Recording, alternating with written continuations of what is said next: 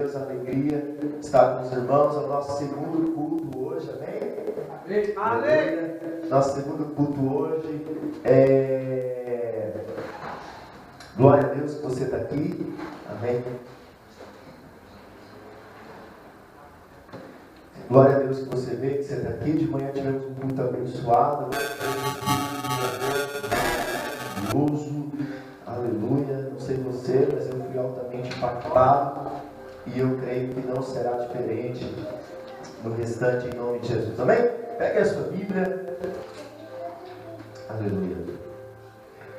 Lá em 2 Timóteo, segunda carta de Paulo a Timóteo. Amém? Segunda carta de Paulo a Timóteo. Amém. Novo Testamento. Aleluia. Amém? Vamos para a palavra agora. Aleluia. Segunda carta de Paulo a Timóteo, capítulo 3, versículo 14. Segunda carta de Paulo a Timóteo, capítulo 3, versículo 14. A palavra do Senhor diz assim. Amém. 2 Timóteo 3, 14. Tu, porém, permaneces naquilo que aprendeste, de que fostes inteirado, sabendo de quem tens aprendido. Aí no versículo 15, ele diz assim: e desde a infância sabe as sagradas letras, que podem te fazer sábio para a salvação, pelo que há em Cristo Jesus.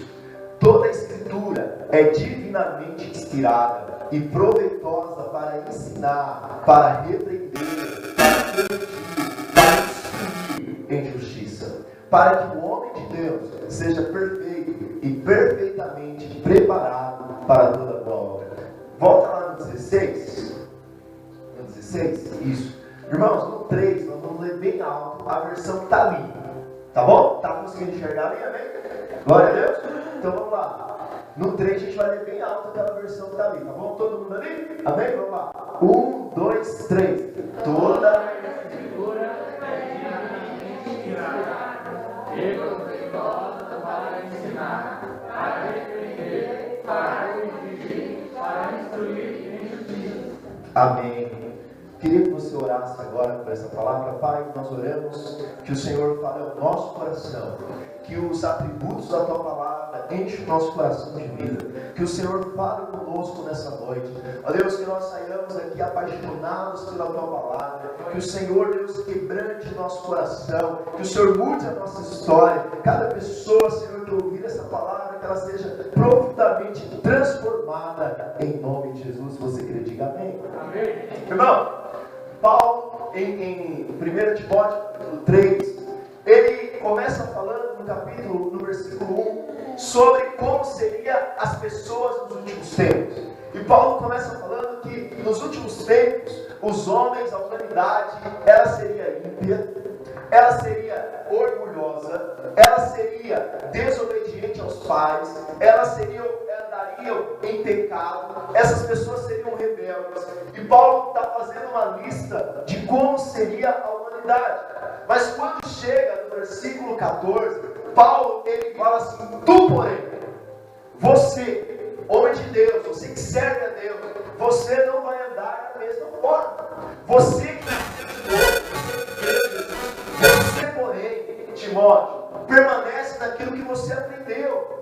Aquilo que você aprendeu de mim, aquilo que você foi discipulado, aquilo que você foi ensinado, e a Bíblia que você aprendeu desde quando você era criança.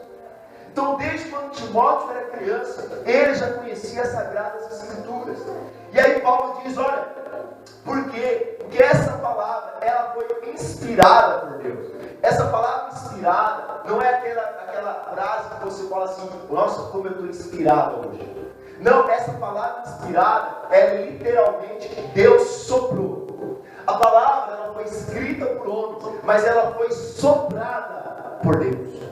A Bíblia ela foi escrita por homens de Deus durante 1500 anos, em 66 livros. Mas essa palavra foi foi soprada por Deus. E Timóteo, e ele está dizendo a Timóteo, Timóteo, essa palavra, ela é boa para ensinar, boa para nos repreender, boa para nos corrigir e boa para que nós sejamos instruídos em justiça. E esses dias, irmão, eu gosto de ler notícias, e esse dia eu estava lendo uma notícia que chamou minha atenção. Eu estava lendo que nessa quarentena fizeram uma pesquisa entre cristãos e perguntaram para os cristãos: o que você faz na quarentena? O que você faz no tempo vago? E para surpresa minha, pelo menos, foi feito pelo Instituto Pew Research Center nos Estados Unidos. 90% dos cristãos preferem passar o seu tempo maratonando na Netflix do que lendo a Bíblia. Aleluia. Amém.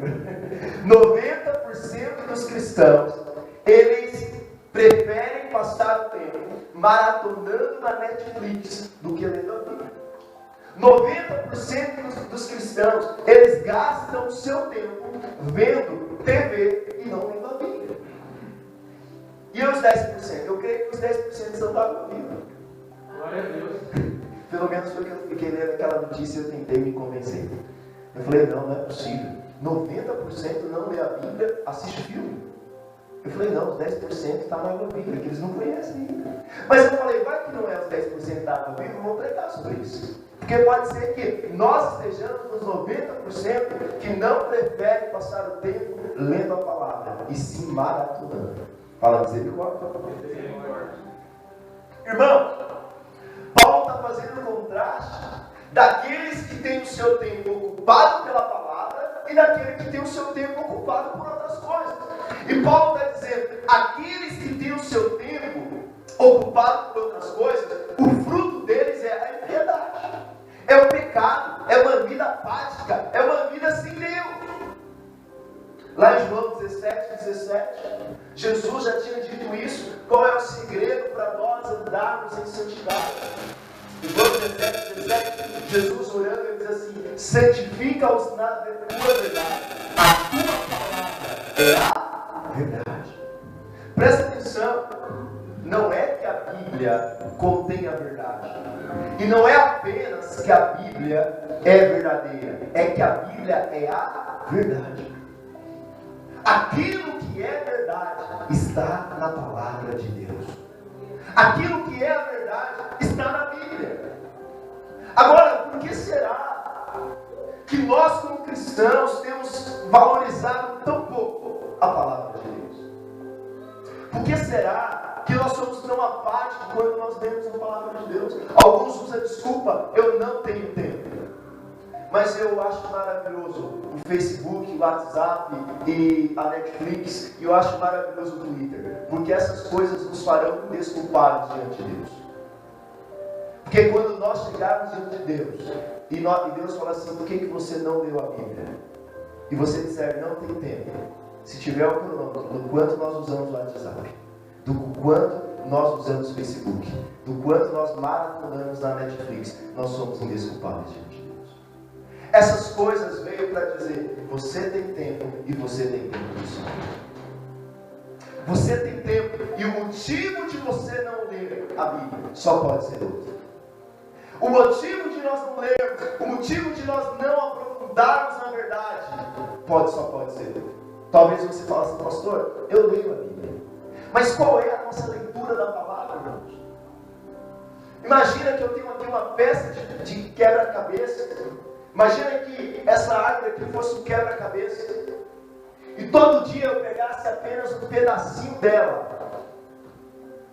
E aí no outro dia eu pegasse um outro pedacinho. Mas eu nunca vi essa planta na minha vida. Eu não saberia, não teria imagem de uma planta. Todo dia que você vai lá e pega apenas um versículo daqui, um versículo dali, você não tem uma imagem completa de quem é Jesus e das maravilhas da palavra de Deus. Certa vez pegaram alguns cegos e falaram para eles: olha, nós temos um teste para vocês. Eles eram cegos de nascença. E falaram assim: olha, eu quero que vocês descrevam para nós como que é um elefante. Então o primeiro cego pegou no rabo do elefante. E ele disse: nossa, o elefante parece uma cobra. É bem pequenininho. Outro outro pegou na tromba do elefante e falou: você tá louco? O elefante parece mais uma mangueira de bombeiro. O outro pegou na orelha do elefante. O elefante parece uma couve-flor. Outro pegou no meio do elefante e falou: vocês estão malucos, o elefante é algo grande. Mas por que eles não tinham a imagem correta do elefante? Porque nenhum deles apalpou tudo. Por que nós não temos a imagem correta de Deus? Porque nós nunca lemos toda a sua palavra. Irmãos, nós rapidamente maratonamos séries, rapidamente completamos filmes, rapidamente completamos novelas. Não, crente não assiste novela, aí eu ia ficar. Mas aqui tem 66 temporadas. Aqui possui 66 temporadas. São 39 e 27. Mas deixa eu te falar uma coisa para você. Tem temporadas aqui, das 66, tem uma que tem 150 capítulos, que é Salmo. E é muito boa. Tem outras que tem 48 capítulos. E tem uma que tem capítulos, mas muito de nós nunca completamos uma temporada das 66 que Deus nos deu. Mas eu te pergunto, como que está a sua rede social? Como que está a sua série? Vou chutar o balde, como que está a sua novela? Será que está em dia? Como que nós podemos viver uma vida saudável se Jesus disse que nem só de pão viverá o homem, mas de toda a palavra que procede da boca de Deus?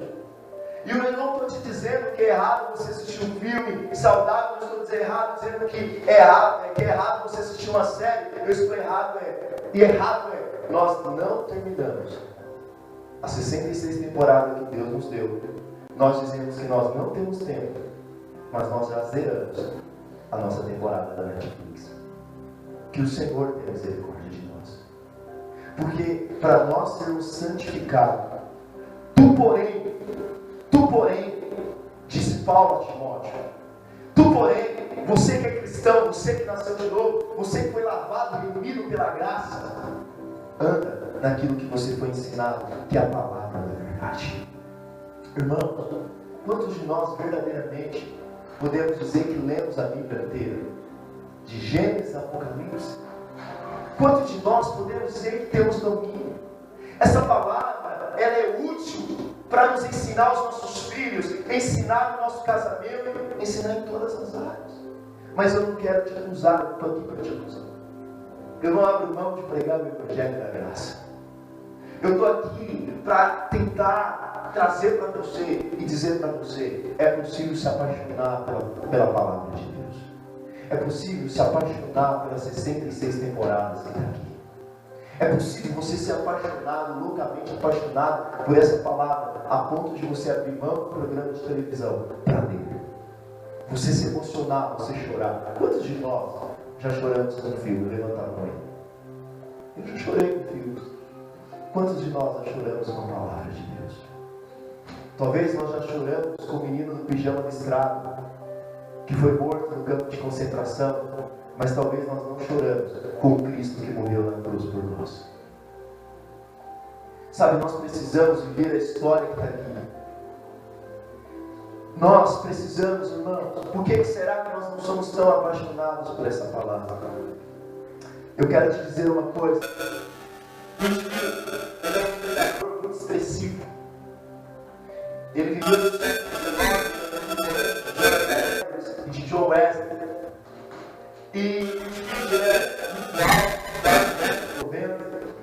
o Whitfield para pregar ele era muito expressivo. Você é muito teatral. E ele sempre tinha um sonho. Ele falou que certa vez um bispo chegou para um ator. Você fala mentiras. E as pessoas choram. E eu que falo a verdade. Lá no meu clube. Muitas vezes as pessoas estão dormindo. E esse ator respondeu: porque eu falo a mentira como se fosse uma verdade. E muitas vezes você fala a verdade como se fosse uma mentira. Sabe, nós precisamos voltar a ser empolgados pela palavra. Nós precisamos voltar a ser empolgados por aquilo que Deus nos deu. E quais são os atributos, pastor, dessa palavra que me faz apaixonado por ela? Primeiro, a palavra de Deus é inerrante.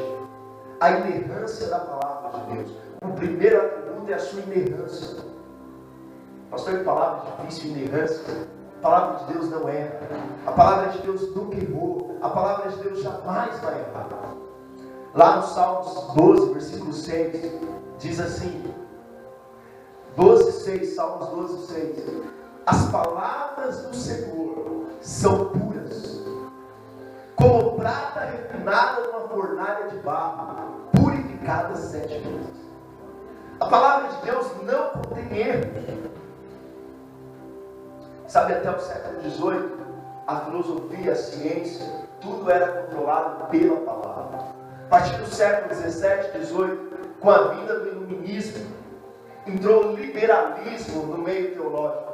Então, para a maioria dos seminários de igrejas históricas, a palavra contém a verdade, mas não é a verdade. Mas muitos pastores até hoje são formados como tendo a palavra apenas como parte da verdade. Mas não é isso que a Bíblia diz. Jesus não disse que as palavras de Deus são parte da verdade. A Bíblia diz que ela é toda proveitosa. E aqui está a verdade de Deus para nós. Dá uma glória a Deus. Glória a Deus. Glória a Deus. O N. Gruder, ele diz assim: a Bíblia sempre diz a verdade a respeito de todas as coisas de vida. A respeito do seu casamento, fique com a Bíblia. A respeito da sua vida financeira, fique com a Bíblia. A respeito da igreja, fique com a Bíblia. A Bíblia, ela não erra. E esse é o meu segundo ponto, a autoridade. O segundo atributo da palavra é a autoridade. Lá em Mateus capítulo 15, versículo 1. Os discípulos tinham o costume de comer com as mãos sujas. Então os fariseus e os escribas, eles vêm confrontar Jesus. E como que eles confrontam Jesus? Eles confrontam a Jesus com a sua tradição. E lá no versículo 1 de Mateus 15 diz assim: então chegaram a Jesus uns fariseus e escribas vindo de Jerusalém e lhe perguntaram: por que transgridem os teus discípulos a tradição dos anciãos, pois não lavam as mãos quando comem? Ele, porém, respondeu e disse-lhes: e vós, por que transgredis o mandamento por causa da sua tradição? Pois Deus ao seu pai e sua mãe certamente morrerá. Mas vós dizeis: qualquer que eu disser, que disser a seu pai e a sua mãe, o que poderia aproveitar de mim é oferta ao Senhor, esse de modo algum terá de honrar ao seu pai. E assim, por causa da tradição, invalidaste a palavra de Deus. Hipócritas, bem profetizou Isaías a vosso respeito, dizendo: este povo honra-me com os lábios, e o seu coração, porém, está longe de mim, mas em vão me adoram, ensinando doutrinas que são preceitos de homens. Você sabe o que está acontecendo aqui? Um dos mandamentos é: honra pai e mãe. E se você honrar pai e mãe, você vai viver bastante. Mas eles criaram uma tradição, e a tradição dizia o seguinte: se você pegar os seus bens e der para o templo, e seu pai estiver doente, sua mãe estiver doente, você não precisa ajudá-los. Então, devido a essa tradição, o que eles faziam para não ajudar o pai e a mãe? Eles pegavam os seus bens e passavam para o dono do templo. Então, quando os pais estavam doentes, eles falavam: não tem como eu te ajudar, está tudo no nome da igreja. Quando o pai morria, o templo devolvia o dinheiro deles, e eles davam parte da oferta do templo. O que eles estavam fazendo? Eles estavam colocando a tradição acima da autoridade da palavra. Irmão, o seu sentimento não pode estar acima da autoridade da palavra. Se o seu sentimento fala uma coisa e a palavra fala outra, fique com a palavra. Pastor, o anjo apareceu para mim e disse para eu fazer diferente da palavra. Fique com a palavra. Não importa, fique com a palavra. Se eu te falei uma coisa que está fora da palavra, fique com a palavra. A palavra tem maior autoridade que a igreja. A palavra tem maior autoridade que qualquer coisa. Um dia, alguém disse para mim assim: pastor, eu estou dando tempo para a igreja. Parece até de namoro, né? Ó, a gente está dando tempo. E eu falei: por que, meu irmão? Você está dando tempo para a igreja? Não, Deus falou para eu dar um tempo. Agora deixa eu te perguntar uma coisa. Hebreus 10:25 diz assim: não deixeis de congregar como é costume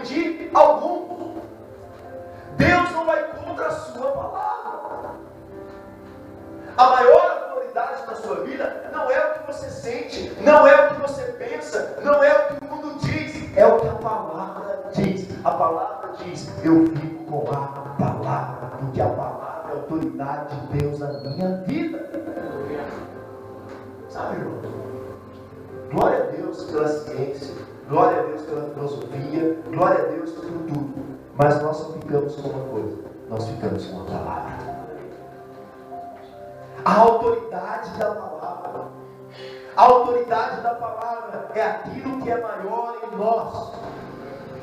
A autoridade da palavra é aquilo que nos comanda. A autoridade da palavra é aquilo que determina na nossa vida. Sabe, irmãos, não coloque outra coisa a não ser a palavra acima de qualquer coisa. Terceira coisa, clareza. A Bíblia diz assim lá no Salmo 19, versículo 7: a lei me segura e restaura a alma. O testemunho do Senhor é fiel e dá sabedoria aos simples.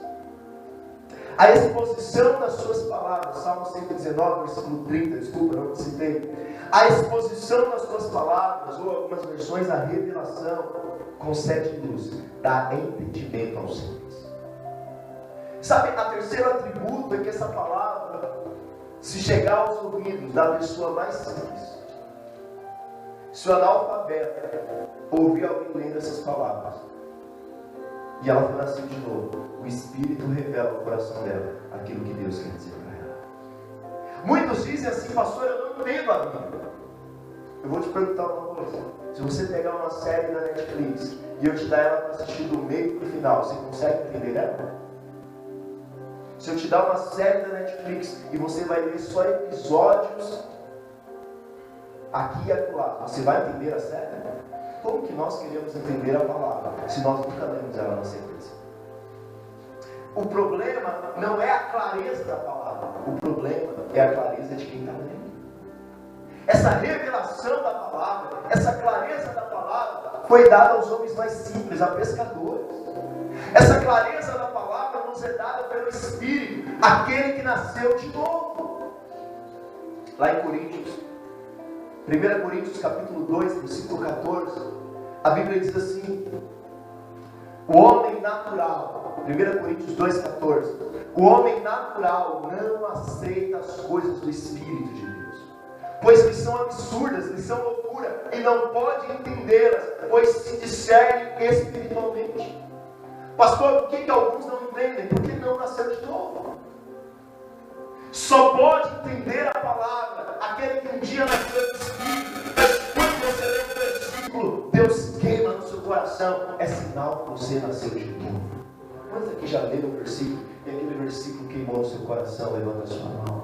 Aleluia! É um sinal do Espírito de que você nasceu de novo. 1 Coríntios 3, 14 ao 16 diz assim: mas a mente deles se tornou insensível, pois até hoje, quando ouvem a leitura da antiga aliança, o mesmo véu permanece e não lhe é tirado, pois somente em Cristo ele é removido. Se até hoje, sempre que Moisés é lido, há um véu sobre o coração deles, contudo, quando um deles se converte ao Senhor, o véu é tirado. Pastor, esse negócio de antiga aliança e nova aliança, irmão, vou deixar bem claro para você. Toda a Bíblia é palavra de Deus. Mas na antiga aliança, havia ali uma sombra da nova aliança. Quando você lê a antiga aliança, você tem que ler a antiga aliança pensando: o que isso aqui está apontando para Jesus? O que isso aqui está apontando para a obra da cruz? E quando eu leio a nova aliança, eu entendo que a antiga aliança se cumpriu. Vou te dar um exemplo. Você lê Gênesis 3. Lá em Gênesis 3, após o homem cair, Deus disse para o homem e para a mulher e para a serpente: do descendente, não dos descendentes, mas do descendente da mulher, virá aquele que pisará a cabeça da serpente. E quem foi esse descendente que lá na nova aliança veio? Jesus, que veio e pisou na cabeça do diabo. Sabe, o Evangelho já estava se manifestando desde Gênesis até Deuteronômio, até Apocalipse. O que é a história da Bíblia? É uma história maravilhosa de redenção. Atos 17, 11, a Bíblia diz assim: os de Bereia tinham a mente mais aberta que os de Tessalônica, pois se mostravam muito mais interessados ao receber a palavra, examinando diariamente as Escrituras, se era assim. Os de Bereia, Paulo estava como pastor deles, e eles abriram a Bíblia, falando, conferiam a Bíblia, e toda vez que ele lia a Bíblia, certa vez o pastor, aquela visita pastoral, boa, né?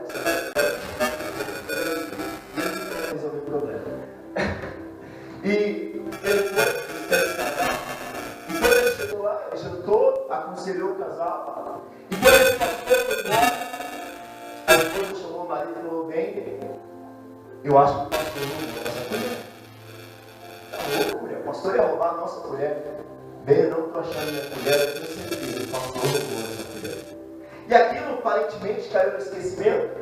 E você sabe, a mulher, quando ela coloca uma coisa na cabeça, ela tem que falar. Por isso que a mulher do fluxo de sangue, quando Jesus perguntou quem me tocou, disse que ela parou e contou toda a verdade. Então as irmãs, enquanto não falam toda a verdade, sim ou não, irmãs? Amém? Amém. E ela ficou com aquilo incomodado, passou um ano. Eles marcaram o jantar de aconselhamento de novo. E aí na hora do almoço, na hora do jantar, ela falou, pastor, eu preciso te falar uma coisa. Há um ano atrás você veio aqui na nossa casa jantar e você roubou nossa comida. A sua colher está no meio da sua Bíblia. Sabe por que ela nunca tinha achado aquela colher dentro de um ano? Porque fazia um ano que a sua Bíblia nunca tinha aberta. Eu te pergunto, tem colheres dentro da sua Bíblia? Dá uma feridinha, de repente eu fui na sua casa, coloquei um talherzinho lá dentro. Sabe, irmãos, quando nós enxergamos defeitos nos outros, quando nós achamos que os outros têm feito alguma coisa, talvez é porque nós não temos aberto a nossa Bíblia. Eu estou sendo muito empático hoje. Eu sou um pregador da graça. Deixa eu ir devagar. Último atributo da palavra de Deus é que a palavra de Deus ela é necessária. A palavra de Deus ela é necessária. O conhecimento de para que, pastor, que a palavra de Deus é necessária? Primeiro, para que você conheça o Evangelho. É impossível você ser salvo sem conhecer o Evangelho. É impossível você ser salvo sem que você tenha conhecimento do Evangelho. A Bíblia diz assim, porque todo aquele que invocar, Romanos 10, 13, quando você abrir, Romanos 10, 13, o Igor está colocando ali, eu acho. Obrigado. Porque todo aquele que invocar o nome do Senhor será salvo. Mas como, pois, invocarão aqueles em quem não creram? E como crerão naquele em quem não ouviu falar? E como ouvirão se não há quem pregue? E como pregarão se não forem enviados?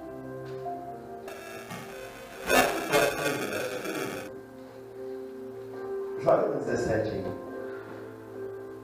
De sorte que a fé vem pelo ouvir, e ouvir pela palavra de Deus. Só tem uma forma de você ser salvo.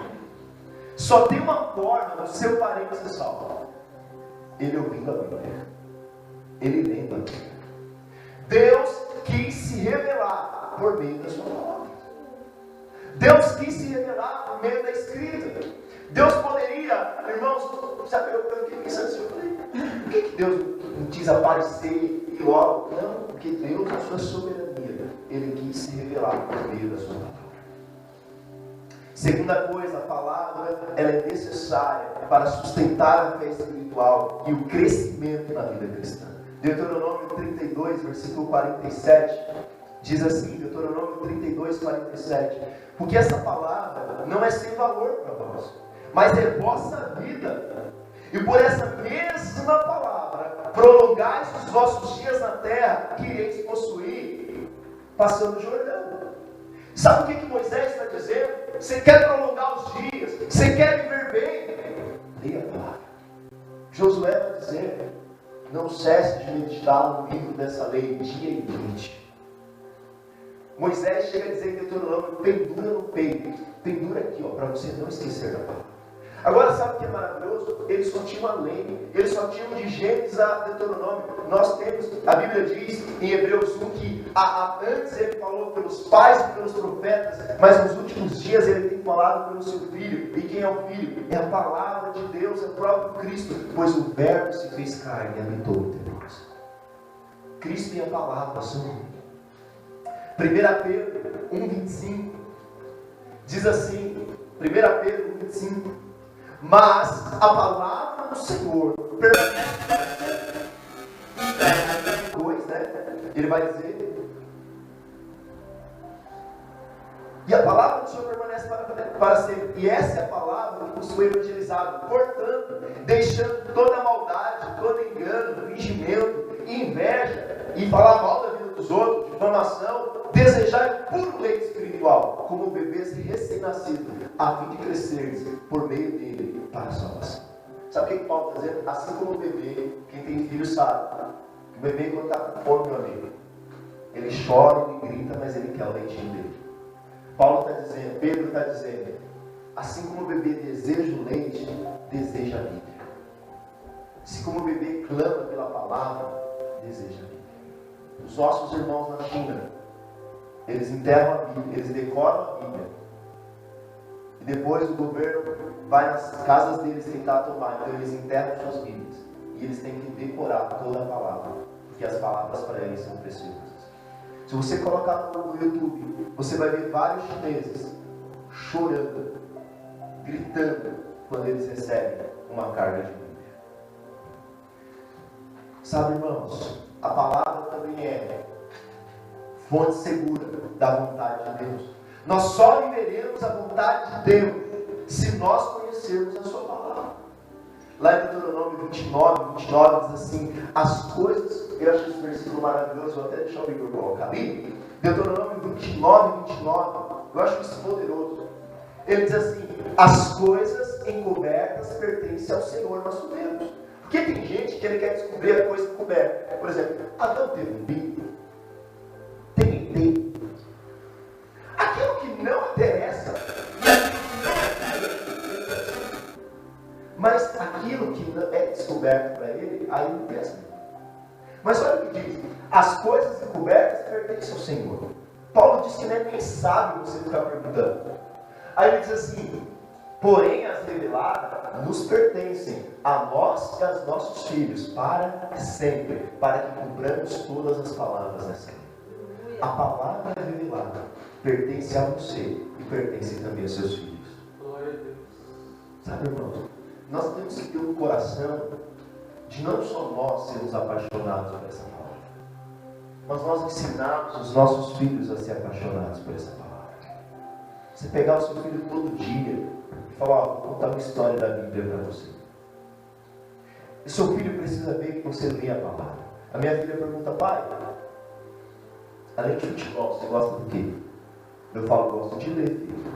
Você gosta de ler o quê? Eu gosto de ler a Bíblia. Irmãos, eu já despertei o interesse dela. Agora, nós, muitas vezes, não temos despertado.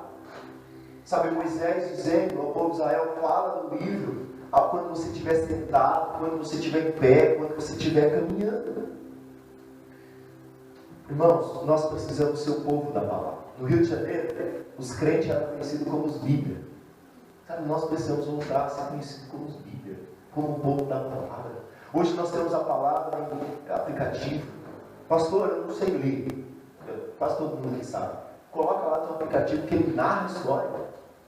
Pastor, eu não tenho tempo, irmãos. Tem tempo, coloca o fone de ouvido. Separe um tempo diariamente para a palavra. Sabe? Que é vídeos, aplicativo para você assistir e entender a história da Bíblia. Hoje você, pastor, não entende o português antigo. Irmãos, hoje tem Bíblia na língua do skatista. Mas tem. Então, nós somos uma geração que nós precisamos da palavra. Pastor, por que tudo isso? Porque é na palavra que está a história da redenção. É na palavra que está a história da redenção. É através da palavra que o nosso coração vai ser incendiado. Não existe avivamento sem a palavra de Deus. Nós não podemos fazer nada, irmãos, sem aquilo que a palavra diz. Queria que você ficasse de pé no seu lugar. nós vamos orar para que o Senhor nos torne apaixonados por essa palavra. Eu não sei se vocês já assistiram, tem um filme, chama O Livro de Eli. Alguém já assistiu o filme O Livro de Eli? Já assistiu? Quem não assistiu o filme O Livro de Eli? Tá, eu vou recomendar que você assista, mas eu vou dar spoiler do filme. Vou dar spoiler do filme. Vou dar spoiler do filme. Irmãos, o filme O Livro de Eli, com Denzel Washington, ele passa num lugar onde pós-apocalíptico, um lugar onde está tudo destruído e as pessoas são muito ímpias. Então, naquele lugar poucos sabem ler, mas tem um homem que ele tem um livro. Ele tem um livro e ele é perseguido por causa desse livro. Mas esse livro é tudo para ele. E você sabe o que eu acho maravilhoso naquela história? Porque naquela história, todo mundo acha que aquele homem é o único que não enxerga o mundo da forma correta. Mas o maravilhoso da história é que aquele homem é o único que verdadeiramente enxerga. Sabe, nós precisamos ser esse povo, que a Bíblia é o suficiente, que a Bíblia é preservada para chegar a nós. Precisamos conhecer essa palavra, nos apegar a ela, enxergar Jesus em cada uma das suas páginas. Podemos confiar e viver por elas. O próprio Jesus disse: nem só de pão viverá o homem, mas de toda palavra que sai da boca de Deus. Jesus venceu Satanás com a palavra. Ele mesmo diz em Mateus 24:35: céus e terra passarão, mas as minhas palavras nunca passarão. Que você nesses dias possa ser apaixonado pela palavra. E se você ainda não é apaixonado pela palavra, que você possa dizer: eu quero ser. O critério para você ser parte de uma igreja não deveria ser relacionamentos, não deveria ser pessoas, mas deveria ser a Bíblia. Você não deveria procurar a igreja mais perto da sua casa. Você deveria procurar a igreja mais perto da Bíblia. Sabe, eu queria que você fechasse os seus olhos agora. Eu não estou aqui para te acusar, porque na cruz toda a condenação já foi levada. Mas que nós possamos reconhecer ao Senhor. A nossa série está em dia, nossas redes sociais estão em dia, os nossos serviços estão em dia, mas as 66 temporadas, que é os 66 livros que Deus deixou para nós, estão em dias. Nós falamos dela porque quando nós assistimos uma série, nós nos falamos daquilo que nós assistimos.